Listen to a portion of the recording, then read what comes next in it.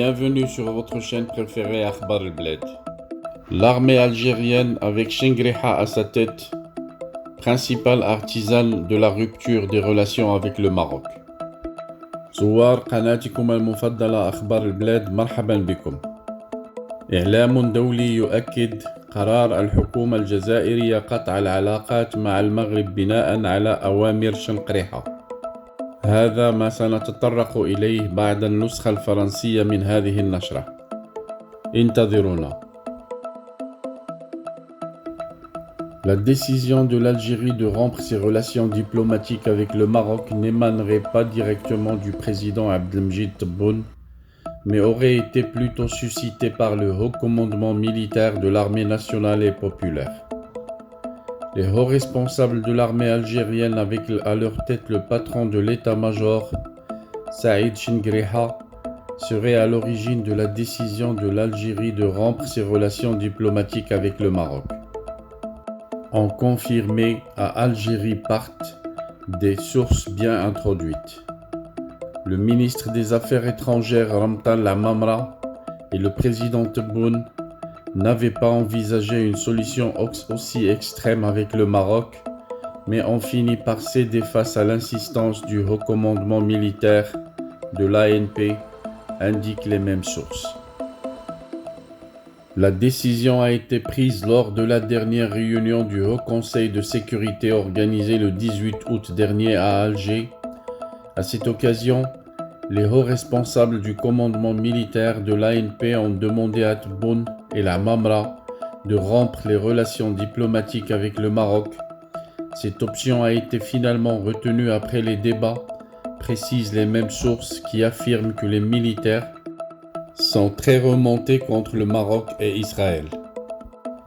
En cause, les récentes déclarations du ministre israélien des Affaires étrangères, Yair Lapid, lors de sa visite au Maroc le 14 août dernier.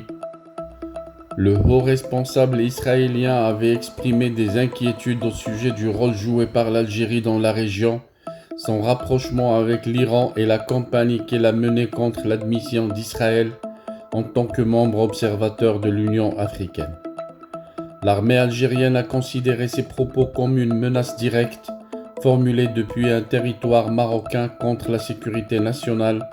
Les militaires algériens ne voyaient déjà pas d'un bon œil le renforcement de la coopération militaire et sécuritaire entre Israël et le Maroc, croient savoir les mêmes sources qui concluent que la rupture des relations diplomatiques avec le Maroc est une réponse officielle de l'Algérie aux attaques orchestrées par Israël et soutenues par le Maroc contre l'Algérie.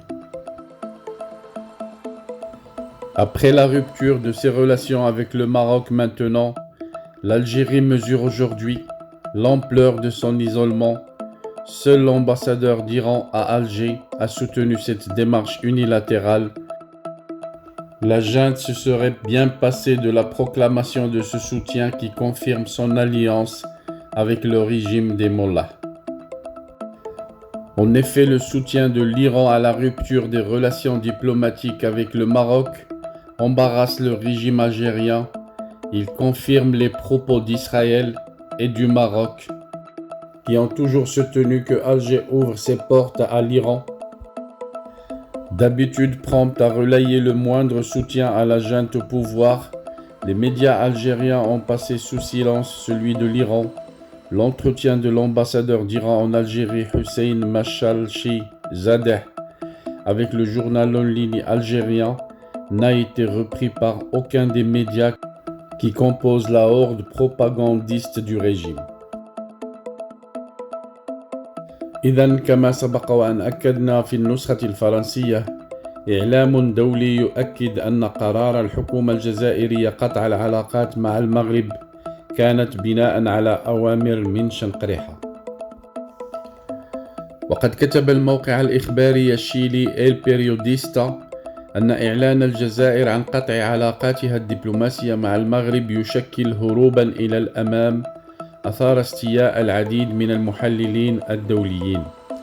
وتساءل الموقع في عمود لأستاذ العلاقات الدولية ورئيس منظمة أكسيون جلوبال سور الغير حكومية جوفينال أوريزار ألفارو عن مدى موافقة الرأي العام في الجزائر مع هذا الهروب إلى الأمام للحكومة الجزائرية التي تتصرف بناء على أوامر رئيس أركان الجيش شنقريحة.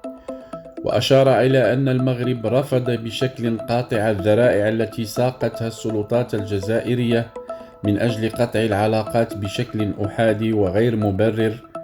وأكد الموقع الشيلي على أن المملكة التي تتعرض منذ مدة طويلة لتصعيد لفظي من النظام الجزائري متمسكة بإدارة الوضع بحكمة واعتدال.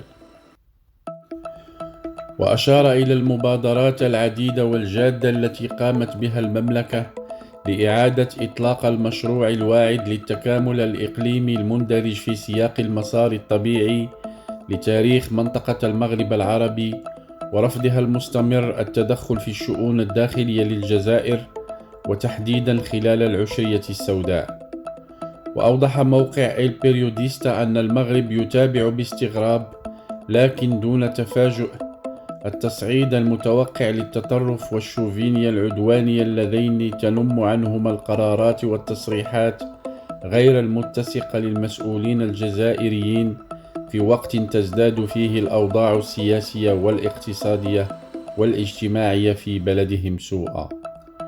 ودعا الأستاذ الجامعي والمحامي الشيلي صناع القرار في الجزائر إلى تحمل المسؤولية السياسية والتاريخية لقرارهم القرار الأحادي والغير المبرر، خاصة أمام شعوب البلدان المغاربية الخمس. وأعرب جوفينال أوريزار ألفارو عن قناعته بأن المغرب وهو مدرك لمسؤوليته التاريخية وتماشيا مع سياسته الخارجية سيواصل العمل بهدوء وإخاء ومسؤولية من المؤكد.